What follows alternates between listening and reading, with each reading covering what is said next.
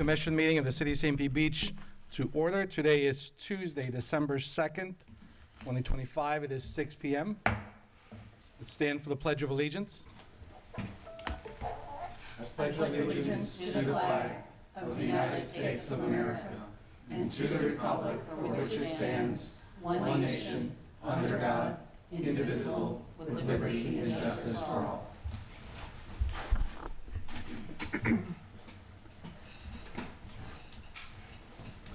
City Clerk, if you'll please do a roll call. Vice Mayor Marriott. Here. Commissioner Robinson. Here. Commissioner Ruznicki. Here. Commissioner Maldonado. Here. And Mayor Petrilla.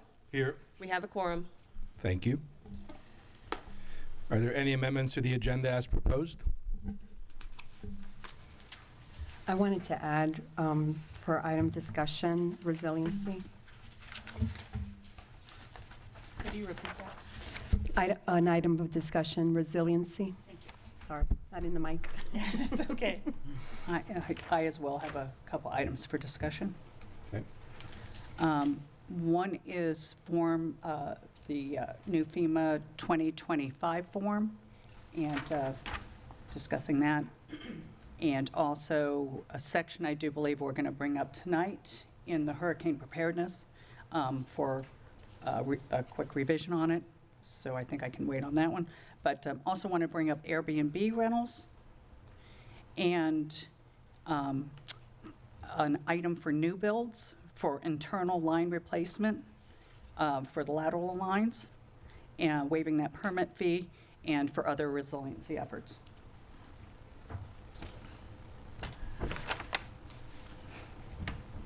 Okay. I'd like to pull item G from the consent.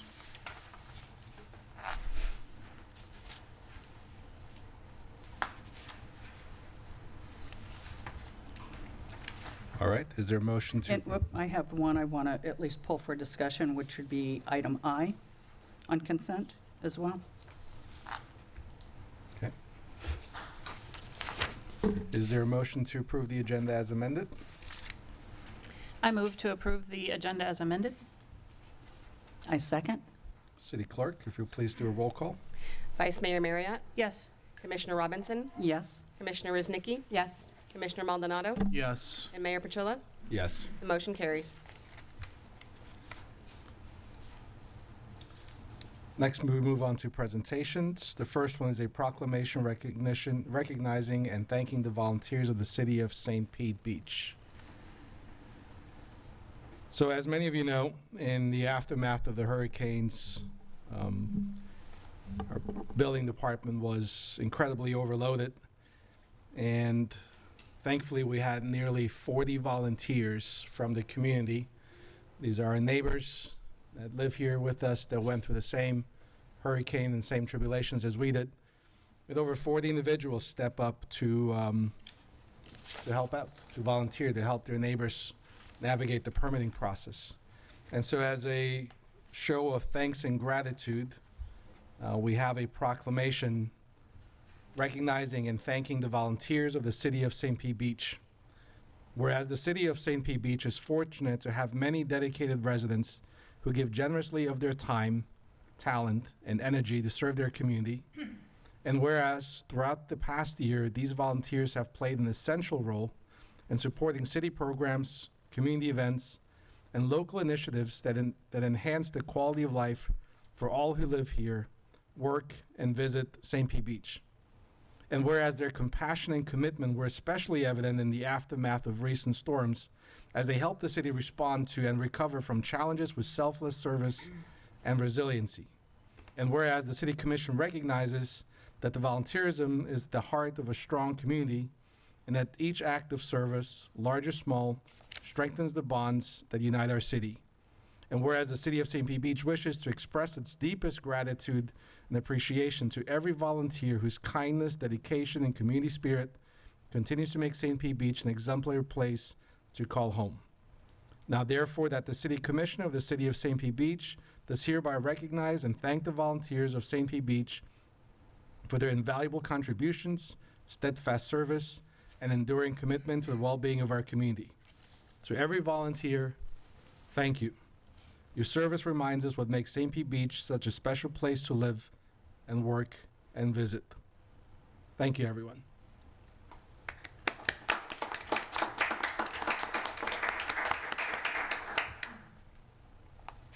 Next, we have a legislative update.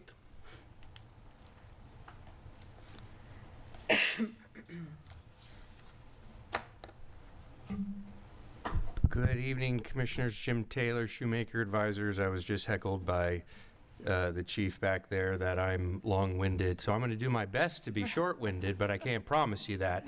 But I do have to get in the car and head to Tallahassee right after this for committee week, so I will again try to be brief but detailed. But again, great to see most of y'all. Congratulations, sir, to the City Commission. Jim Taylor, Shoemaker Advisors. I get the privilege and honor, and it is an honor, to be one of your lobbyists in Tallahassee, an extension of you in advocating for St. Pete Beach and your priorities. So this is your working team. We've been your working team, Alan and I, for the past year, going into our second year, but Alan actually has represented this city for many years prior to that. So treat us as QB1, QB2. You call me, I'll relay it to Alan. You call Alan, I relay it to Alan. Alan actually leads our state practice. He actually had his practice here in Pinellas County, and then about 7 years ago strategically moved to Tallahassee to have obviously our base there. He is a phenomenal advocate, phenomenal lobbyist. I get to drink from his well. He is phenomenal at what he does. But we tag team this account as well. I live over the bridge in Tampa, so I can pop over here anytime, just like this. And then, of course, I'm in Tallahassee during committee weeks and session, advocating, lobbying on your behalf. And again, Alan has been doing this for 15 plus years. He started with Congressman Young, where he did his appropriations. He's an Army veteran where he spent, I believe, 8 years doing that. And then myself, I'm actually a local government guy. Just as a reminder, I worked for Hillsborough County prior to coming over to Shoemaker 3.5 years ago, where I led the government relations team. So I am empathetic to local government and the plight of what the four of you plus the attorney and city administrator have to navigate daily. So just a quick recap.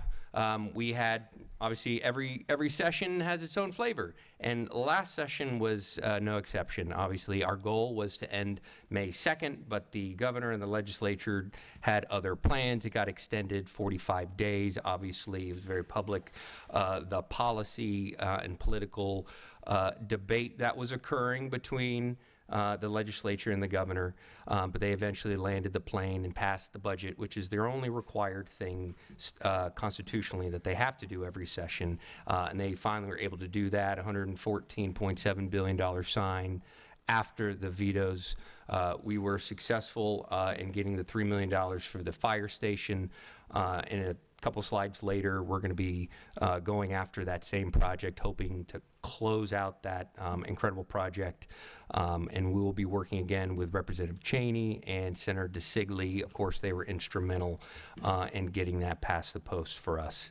And of course, just provided some other kind of high point budget items that made the budget this year so you guys can see the Job Growth Grant Fund, affordable housing, the SHIP sale funds as well, and of course septic sewer, beach renourishment, resilient programs. Those are coffers that every year we want to see funded and added to, especially our part of the county or our part of the state. And again, no change in leadership. We will have the final year of Senator Albritton leading the Senate. What is important is they've already had the designation ceremony, so Senator Jim Boyd is now the Senate President designate. That's actually important because typically the year before they take the chamber is typically when they have a good amount of power and leverage. So he's going to be instrumental this coming up session. He lives in Anna Maria, so all the items that we'll be advocating for, he understands and sympathetic much of what is going on in Anna Maria. And then, of course, the big one is having Chair Hooper, who will lead the full Appropriations Committee. We, of course, have already working with him, going over client lists and priorities. As you know, he lives just on the north end of Pinellas County, but he again will be instrumental in working and trying to get our projects, your projects, into the budget at the end of the year. Same with the House. We'll have Speaker Perez. He'll finish out his final year. And again, we have, actually not on this slide, is the Senate designate Garrison. He's actually out of Duval up in Jacksonville. So they've had that ceremony. He'll lead the House chamber next year, but this year is going to be a big one for him, leading the House priorities as well. And this, you know all these folks up here. Here's your delegation. And again, we will be working hard and long and fast with Representative Cheney again and Senator DeSigley. Senator DeSigley, he continues to chair the TED appropriation. That's the Transportation and Economic Development Committee. That has jurisdiction over the bucket of money that we will be advocating for your projects in. So that is a big deal that we continue to get the senator chairing that committee. So we are on our way through the committee weeks. Again, we have 6 committee weeks that precede the session. Session is that 60-day sprint. And so this week is our 5th committee week. Next week is the 6th and final committee week. We will breathe a little bit during the holiday season. And again, January 13th, we will start that sprint. And again, Lord willing, we'll end March 13th. A little bit of a surplus this year. Amy Baker, who is our chief economist, a little bit of a surplus this year. Amy Baker, who is our chief economist, she is already going publicly in staff or in committee saying, hey, we've got some deficits that we see coming our way in Florida. So